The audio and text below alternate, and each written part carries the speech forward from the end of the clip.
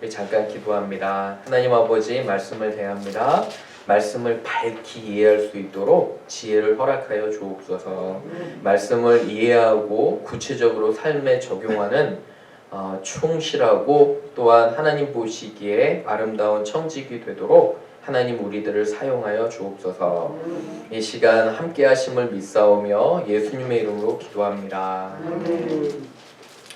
오늘 제 설교의 제목은 인간의 죄성과 판단하는 마음입니다. 인간의 죄성과 판단하는 마음, People's sinful nature and their judgmental attitude. 우리 한번 읽어볼까요? 시작! 인간의 죄성과 판단하는 마음. 여러분들 어떠십니까? 판단하는 마음. 제가 몇 주 동안 계속 인간의 죄에 대해서 얘기한 것을 또 죄송하게 생각합니다. 저는 밝은 사람인데 하나님 말씀이 이 바울을 통해서 사람이 죄성이 있다는 걸 분명히 알아야지 그리스도의 은혜가 풍성함을 저는 고백합니다. 그렇죠? 우리가 죄인이라고 생각하지 않으면 사실 여러분 생각해 보세요. 예수님의 용서와 그죠? 예수님의 그런 우리를 향한 자비하심이 필요가 없게 되잖아요. 그죠? 근데 우리가 깊게 우리 죄를 인정할 때 우리는 그리스도가 필요함을 고백합니다. 그래서 오늘은 인간의 죄성과 특별히 이 죄성 중에서 다른 사람들을 판단하는 그런 마음에 대해서 우리가 한번 또 묵상하고 공부해 보고자 합니다.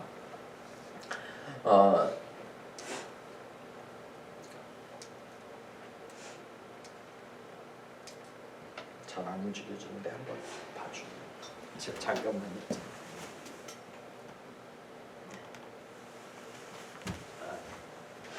가끔씩 컴퓨터가 잘 되지 않아서 죄송합니다.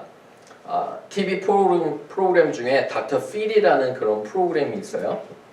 근데 이분에 대해서 얘기하기 전에 제가 신학교에서 기독교 교육학을 전공했습니다. 그런데 기독교 교육학을 전공할 때 꼭 들어야 되는 필수 과목 중에 하나가 교육 방법론이라는 것입니다. 선생님이 되려면 아이들을 잘 가르쳐야 되죠. 그렇죠? 그죠?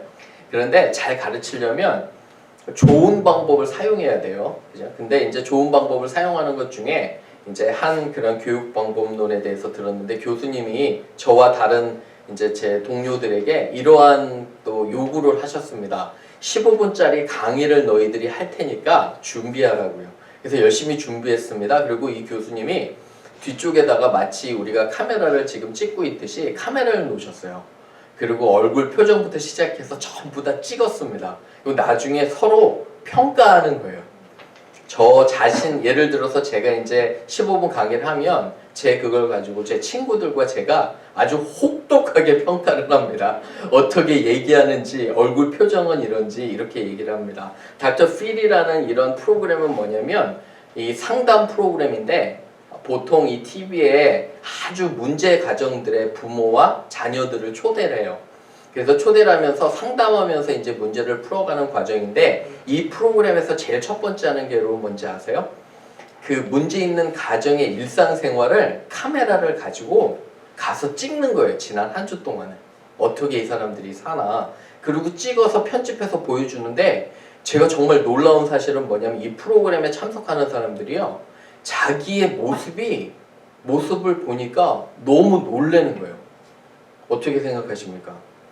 자신들, 특별히 우리도 우리 자신을 잘 안다고 생각하잖아요. 그렇죠? 근데 요새 한국 프로그램처럼 나 혼자 산다 뭐 이런 것처럼 여러분들 가정에 비디오를 설치를 하고 여러분의 일상적인 삶을 그저 녹음해서 보여준다면 어떨까요? 저희 와이프는 가끔 저에게 카메라 고발을 해야 된다고 저희 집에서 제가 하는 행동과 여러분에게 행동하는 것이 다르기 때문에 이걸 해야 된다고 가끔 농담을 하는데 여러분들 어떠십니까? 사실 오늘 제가 왜 이런 말씀을 드리냐면 말씀을 통해서 우리가 우리 자신한테는 정말 관대해요. 그런데 남에 대해서는 아주 비판적이며 그죠? 어때요? 판단하는 그런 마음이 있어요. 근데 사실 이게 우리의 죄성에서 시작하는 걸 줄로 믿습니다. 그래서 오늘 사도 바울은 로마서 2장을 통해서 우리의 그 판단하는 마음에 대해서 말씀하시는 거예요. 말씀을 통해 은혜가 있기를 주님의 이름으로 축원합니다. 첫 번째 보세요. 첫 번째, 남을 판단하기 전에 우리 자신을 먼저 돌아보아야 합니다. 우리 다 잘 아는 이야기 하지만 꼭 지켜야 돼요. We should examine ourselves before we judge others. 다른 사람을 판단하기 전에 우리 자신을 항상 먼저 돌아보아야 됩니다. 한번 읽어볼게요. 시작. 남을 판단하기 전에 우리 자신을 먼저 돌아보아야 합니다. 2장 1절 한번 보세요. 바울이 이야기합니다. 그러므로 남을 판단하는 사람아 너희들아. 벌써 판단하고 있다는 거예요. 누구를 망라하고 내가 핑계치 못할 것은 남을 판단하는 것으로 너 자신을 정죄하는데 판단하는 네가 잘못된 행동을 하고 있다는 거예요. 너도 하고 있으면서 왜 남을 판단하느냐. 그죠? 위선자라고 하는 거예요. 2절 보시면 이런 일을 행하는 자 위선자에게 하나님께서 보고 계신다는 거예요. 그렇기 때문에 우리는 서로 판단하는 마음이 없어야 되고 3절 보세요. 이런 일을 행하는 자를 너희가 판단하는데 같은 일을 니네도 행한다. 같은 악을 행하면서 어찌 다른 사람의 그런 잘못만 보냐. 하나님의 심판을 피할 수 없다. 라고 분명히 이야기를 하고요. 4절 보세요. 우리가 해야 될 것은 회개하고 인자하심과 용납하심과 길이 참으심. 참아야 된다는 거예요. 사랑하는 사람에게는 참고 이해하고 용납하는 그러한 것을 행해야 된다고 하는데 우리 인간들은 우리 사람들은 참 그렇지 못함을 고백합니다.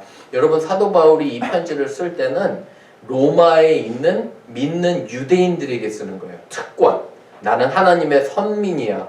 하나님께서 나를 선택하셨어. 그렇기 때문에 다른 이방인들은 아주 경시 여기는 거예요.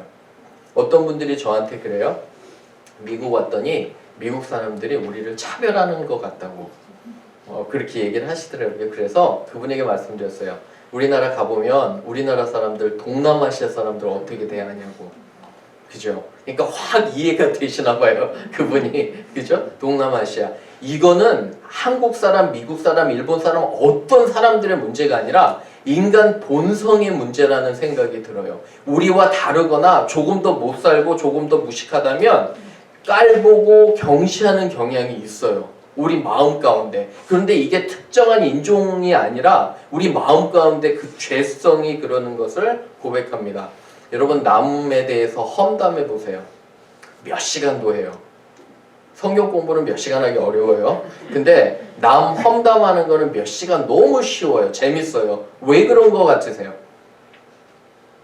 제가 곰곰이 그 부분에 대해서 생각해 보니까 죄성 때문에 그런 것 같아요. 우리 인간이 우리가 아담에게서 온 원죄는 예수 그리스도의 그죠? 용서받고 구원받았지만 우리 안에 아직도 죄성이 남아서 계속 짓는 자범죄가 있어요. 그죠? 그렇기 때문에 우리 인간과 우리를 정확하게 평가를 해야 돼요. 주님께서 그래서 이런 말씀을 우리에게 주십니다. 한번 읽어볼게요. 시작. 너는 내 눈 속에 있는 들보를 보지 못하면서 어찌하여 형제에게 말하기를 형제여 나로 내 눈 속에 있는 티를 빼게 하라 할 수 있느냐. 외식하는 자여 먼저 내 눈 속에서 들보를 빼라. 그 후에야 내가 밝히 보고 형제의 눈 속에 있는 티끌을 빼리라. 여러분 들보라는 말이 저도 잘 모르겠어요. 하도 옛날 말이라. 그죠? 옛날 말이라. 근데 들보라는 거는 기둥이에요. 기둥. 엄청나게 큰 잘못이 너한테 있는데 간단하게 풀어 얘기하면 남한테 있는 조그만 티끌을 보고 그거를 비판한다는 거예요. 그죠? 그러한 마음이 있어서 주님께서 우리에게 경고하시는 것을 우리는 보게 됩니다. 그래서 먼저 우리의 잘못을 그래서 돌아봐야 되는 거예요. 사랑하는 여러분, 우리 자신의 마음을 돌아보고요. 내 생각과 내 행동은 맞는지 진정 여러분이 누구를 사랑하면요. 조언하기 전에 기도하잖아요. 그죠? 기도하고 조심스럽게 접근하는데 사랑하지도 않고 험담하고 그러는 것은 우리 죄성이 시켰다는 것을 꼭 인식하시기를 부탁을 드립니다. 그래서 항상 돌아보고 겸손한 우리가 되기를 주님의 이름으로 축원합니다. 두 번째 갑니다. 사람들의 고집과 회개하지 않는 마음이 하나님의 진노를 가져옵니다. People's stubborn and unrepentant hearts bring God's wrath on them. 사람들의 고집과 회개하지 않는 마음이 하나님의 진노, 하나님의 그런 분노를 가져온다는 거예요. 2번 읽어봅니다. 시작. 사람들의 고집과 회개하지 않는 마음이 하나님의 진노를 가져옵니다. 5절 보세요. 다만 내 뭐라고 그러죠? 5절에 다만 내 고집, 그죠? 마음이 딱딱하다는 거예요. 하나님 말씀을 들어도 회개하지 않는다는 거예요. 사람들의 조언을 들어도 회개하지 않는 이 고집, 딱딱한 마음과 회개하지 아니하는 마음을 따라 그 진노의 날, 곧 하나님의 의로우신 심판에, 그죠? 더 화를 쌓는다는 거예요. 하나님께서 각 사람에게 행한 대로 보응하시되 공평하신 하나님의 6절에 7절 보시면 참고 선을 행하며 영광과 존귀, 그죠? 썩지 아니함을 구하는 자에게는 그렇게 하시고 8절에 악을 행하는 사람에게는 그의 심판이 따른다는 것을 분명히 이야기합니다. 사랑하는 여러분, 우리는 이렇게 생각할 수 있어요. 하나님이 용서와 사랑의 하나님이신데 어떻게 그럴 수 있냐 이렇게 하잖아요. 그런데 심판이 없으면 과연 정의가 있을지 없을지 잘 모르겠습니다. 몇 년 전에 이런 일이 있었어요. 여러분 아마 들어보셨을 거예요. 부잣집 아들 신드롬. 그런 거 들어보셨나요? 부잣집 아들 신드롬. 몇 년 전에 진짜 그 말이 있었어요. 미국에.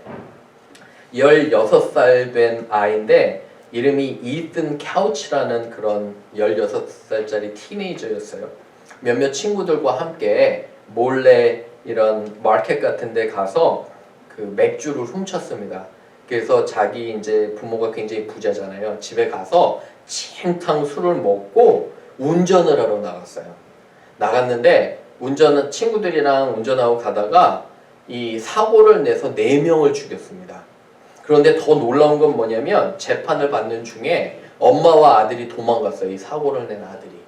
엄마가 멀리 도망을 갔는데 몇천 마일 떨어진 푸에르토리코라는 곳으로 가서 도망했는데 신분도 숨기고요. 여권도 가짜로 하고 다 그런 거 만들어가지고 거기서 있었던 거예요. 2주를. 경찰이 잡아서 송환해 와서 지금 재판받아서 감옥에 있는 걸로 압니다. 그런데 얼마 전에 풀려났어요. 참 이런 사건을 보면서 이게 부잣집 아들 신드롬인데 아주 부자인 사람들은 이 로이어 있잖아요. 법률가들도 돈을 많이 써서 좋은 변호사를 구해서 어쨌든지 케이스를 빠져나오려고 하는 것을 보게 됩니다. 그런데 이 아이가 자랄 때 여러 가지 조사해 보면 거의 혼나지를 않았대요. 잘못을 해도 거기에 대한 처벌도 없었고요. 그리고 이러한 것들이 이 엄마의 행동이 더 쇼킹한 것 같아요. 끝까지 아들을 보호하려는 마음은 알겠지만 너무도 그런 악한 행동을 하는 것을 보게 됩니다. 하나님께서는 이러한 것들을 보고 계시는 거예요. 그죠? 우리의 어떤 행동과 용서의 하나님이시지만 우리의 죄의 결과는 분명히 있는 것을 보게 됩니다. 그래서 우리는 정말 경계하고 우리의 마음을 지켜야 돼요. 잠언 4장 23절 24절은 이렇게 얘기합니다. 읽어볼게요. 시작. 모든 지킬 만한 것 중에 더욱 내 마음을 지키라. 생명의 근원이 이에서 남이니라. 구부러진 말을 내 입에서 버리며 삐뚤어진 말을 내 입술에서 멀리하라. 마음을 지키라는 거예요. 사랑하는 여러분, 순간순간 살아갈 때 내가 화가 나잖아요. 내가 분노가 나고 안 좋은 감정이 밀려들 때 내 마음을 보라는 거예요. 먼저 얘기하기 전에. 도대체 이러한 악한 마음이 내가 어디서 오는 건가? 그리고 그때마다 말씀과 기도로 내 마음을 해결을 해야 돼요. 사랑하는 여러분, 우리가 죄를 표면적으로 짓지 않더라도 우리 마음에 그걸 먼저 생각하고 있으면, 그죠? 벌써 범죄한 거라고 주님 말씀하고 계십니다. 항상 어려움과 이런 안 좋은 생각들이 들어갈 때는, 그죠? 입을 닫고 내가 하나님 앞에 겸손하게 나아가야 돼요. 내 마음이 도대체 왜 이런가? 저는 그 방법이 참 좋은 것 같아요. 저도 화냄과 감정이 들어올 때 저는 잠깐 저 자신을 좀 객관적으로 보려고 노력해요.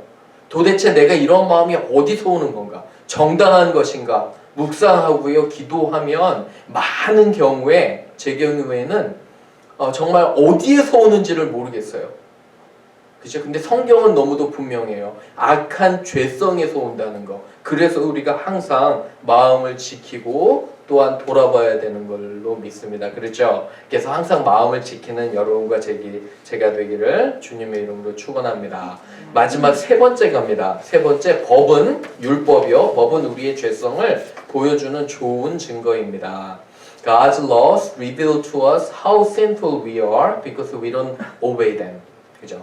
이 율법은 3번 읽어봅니다. 법은 우리의 죄성을 보여주는 좋은 증거입니다. 그죠? 이렇게 하나님의 분노가 있는데 12절 보세요.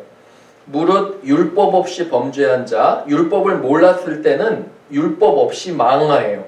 율법이 있으면 율법으로 망하는데 13절 보시면 율법을 행하는 자가 의로운데 그렇다면 이방인들 율법이 없는 법이 없었을 때는 어떡하냐 보니까 14절에 보면 법이 없었을 때도 이 사람 마음으로 안다는 거예요. 사람들이. 왜 마음으로 아냐면 15절에 이런 이들은 뭐가 있기 때문에요. 15절에 양심이라는 게 있기 때문에 그래요. 저는 이 구절 되게 좋아해요. 마음에 새긴 율법. 그게 뭐냐면 영어로는 written on our hearts. 하나님이 하나님의 법을 우리 마음에 새겨 놓으셨다는 거예요.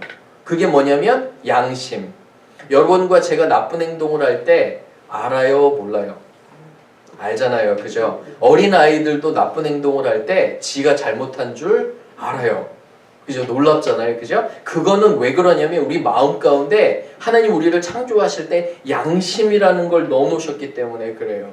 그죠? 그것 때문에 알지만 어쨌든 우리가 악을 행하면 이런 것들을 아는데 보세요. 그죠? 양심이 되는데 그럼에도 불구하고 죄성이 하나님을 순종하지 않게 하는 거라고 여기는 분명히 얘기합니다. 그죠? 그래서 이 법이 중요한 거예요.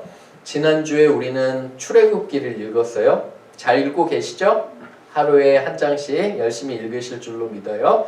여러분 그 말씀을 읽으면 제 설교를 이해하는 게 훨씬 더 편해져요.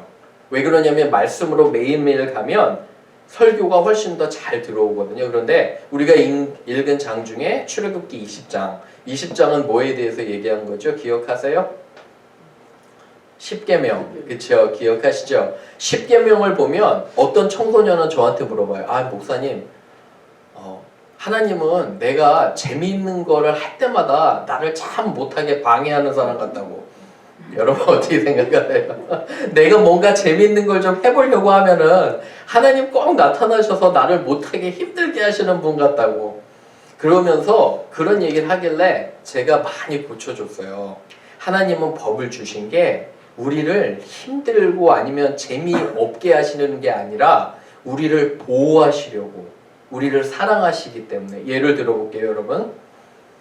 이웃의 것을 탐내지 말라고 10계명 중에 하나 하잖아요. 그죠? 이웃을 탐내기 시작하면 온갖 문제들이 와요. 그죠? 온갖 것들이 질투에서 모든 시기와 탐심과 욕심이 오는 거잖아요. 하나님은 그래서 이웃을 보지 말라는 거예요.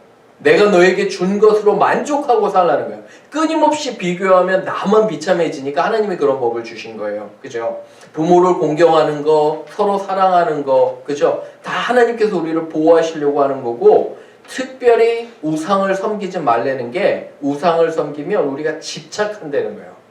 피폐해져요. 정신적으로, 육체적으로. 그래서 하나님께서 이런 법들을 주신 것입니다. 잘 따라야 돼요. 최근에 신학교를 가르치며 한 학생이 저에게 이런 얘기를 합니다. 결혼에 대해서 책을 읽고 있는 학생인데요. 그분의 인사이트가 정말 아주 좋아요. 그래서 여러분과 나누기를 원하는데 그분은 결혼 생활이 마치 호수 같대요. 호수.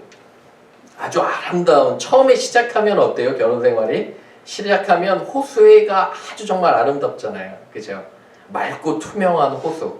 잔잔한 호수. 어떠십니까? 우리 젊은 친구들 이제 결혼을 생각하고 있을 텐데 결혼 생각하면 모든 게 다 좋을 것 같지 않아요? 호수처럼 맑고 그죠? 근데 그분이 이런 얘기를 해요. 폭풍우가 치고 막 바람이 불면 호수 밑에 뭐가 올라오죠? 수면 위로? 온갖 더러운 것들이 올라오잖아요. 결혼 생활이 뭐냐면 결혼을 딱 하면 처음에는 좋을 줄 알았는데 조금 있다가 보면 본성이 나타나는 거예요. 이 사람들의. 정말 더러운 악한 부분들이 나타나고, 그래서 팀 켈러 목사님은 어떤 얘기를 했냐면, 그게 제 결혼을 말하다 해서 결혼을 해보면 내가 진짜 누군지 알게 된대요. 결혼하기 전에는 내가 얼마나 이기적인 인간인가 몰랐다가 결혼을 하게 되면 내가 얼마나 이기적이고 내가 얼마나 자기중심적인 사람인가를 안다는 거예요. 그분의 인사이트가 참 멋있죠. 그죠? 이런 불순물이 올라오고, 그리고 과거에 상처받았던 것들도 다 올라와요. 부모의 상처받은 것, 과거의 자기 경험을 통해서. 그런데 결혼 생활은 진짜 이런 모든 추한 것들이 보여질 때 그래도 그 사람을 사랑하고 섬길 때 하는 거잖아요. 그래서 하나님께서 우리에게 명령 주신 건 남편을 존중하는 거예요. 아내를 사랑하라는 그 명령을 하나님께서 주셨는데 사람들은 따르지 않아요. 내가 저 사람과 맞지 않으니까 금방 이혼해버리고 금방 가정을 파탄나게 하고 그런 것들을 여러분 보게 됩니다. 그래서 율법이라는 것은 결혼 생활이 마치 우리의 추한 부분을 드러내듯이 율법이라는 건 우리의 죄성을 드러내는 거예요. 그렇기 때문에 우리의 소망은 뭐냐면 그리스도밖에 없어요. 이 사도 바울이 계속적으로 인간의 본성을 설명하는 이유가 우리는 우리 자신을 믿으면 안 된다는 거예요. 여러분과 저는 우리 자신을 믿으면 안 되고 예수 그리스도를 믿어야 된다는 거예요. 기도와 말씀으로 용서를 구하고 매일 시작할 때 주님 저를 도와주옵소서. 하나님, 저는 죄성이 있기 때문에 도저히 나를 믿을 수 없으니까 하나님께서 말씀으로 나를 지켜주셔서 내가 항상 돌아볼 수 있도록, 이게 중요한 생각입니다. 그래서 고린도 전서는 이렇게 말씀하고 있어요. 읽어봅니다. 시작. 그런즉 선줄로 생각하는 자는 넘어질까 조심하라. 사람이 감당할 시험 밖에는 너희가 당한 것이 없나니 오직 하나님은 미쁘사 너희가 감당하지 못할 시험 당함을 허락지 아니하시고 시험 당할 즈음에 또한 피할 길을 내사 너희로 능히 감당하게 하시느니라. 아멘. 보세요. 네가 완벽한 것 같을 때 그때 조심하라는 거예요. 모든 것들이 잘 될 때 조심하라는 거예요. 우리의 어려움을 닥치면 우리가 기도하고 회개하고 해요. 하지만 모든 것이 잘 되면 교만해지는 거예요.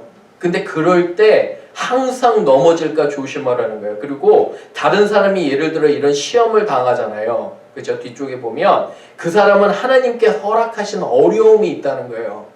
정죄하거나 비판하지 말고 그 사람을 위해서 기도하는 거예요. 그리고 그 사람에게 닥칠 일이 항상 나에게도 닥칠 수 있다는 것을 우리가 명심해야 돼요. 나는 아니겠지. 천만에요. 사랑하는 여러분, 나는 아니겠지 하는 건 굉장히 교만한 얘기예요.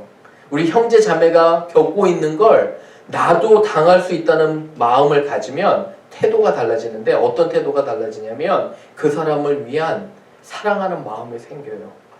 안타까운 마음이 생겨요. 왜 그러냐면 내일 같으니까. 맞죠?